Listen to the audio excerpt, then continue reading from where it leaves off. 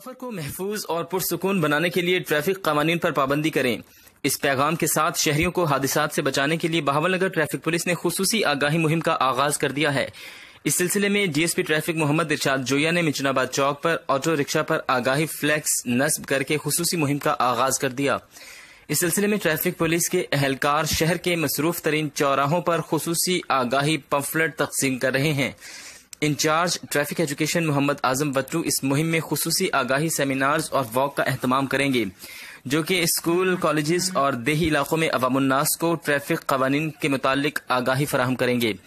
دوسری جانب شہر میں سینکڑوں آٹو رکشہ پر آگاہی فلیکسز آویزاں کی جا رہی ہیں،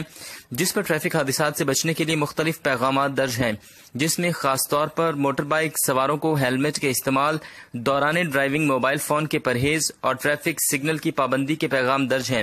اس موقع پر D S P traffic police Muhammad Irshad Joya کا کہنا تھا کہ حادثات کبھی خود سے نہیں ہوتے، بلکہ ان کے پیچھے لاپرواہی اور قانون شکنی جیسے عناصر شامل ہوتے ہیں۔ پہلے مرحلے میں شہریوں کو آگاہی فراہم کی جا رہی ہے، اس کے بعد چالان اور جرمانوں کا سلسلہ شروع کیا جائے گا اور قانون شکنی کرنے والے کئی قیمتی جانوں کے ضیاع کا سبب بنتے ہیں۔ اس کے تدارک کے لیے عملی اقدامات اٹھائے جا رہے ہیں۔ ٹریفک کے اصولوں سے آگاہی کے لیے اور ان کا شعور بیدار کرنے کے لیے ہم نے اپنی ٹریفک یونٹ کو منظم کیا اور ان میں لوگوں میں آگاہی کے حوالے سے ہم نے کافی فلیکسیں چھپوا کر رکشہ پر آویزاں کی ہیں، جن میں ہیلمٹ کے حوالے سے، کم عمر ڈرائیونگ کے حوالے سے اور دیگر جرائم کے حوالے سے فلیکسیں نصب کی گئی ہیں تاکہ لوگ ان کو پڑھ کر اپنا شعور بیدار کریں اور ان پر ٹریفک کے قوانین فراہم ہوا۔ اس سے آگاہی مہم سے کافی حد تک فائدہ ہوگا، لوگوں میں شعور پیدا ہوگا، کم از کم یہ دیکھ کر یہ احساس تو کریں گے نا کہ بھئی کچھ نہ کچھ ہمیں کرنا چاہیے، ہیلمٹ کی پابندی کریں، کم عمر ڈرائیوری سے پرہیز کریں،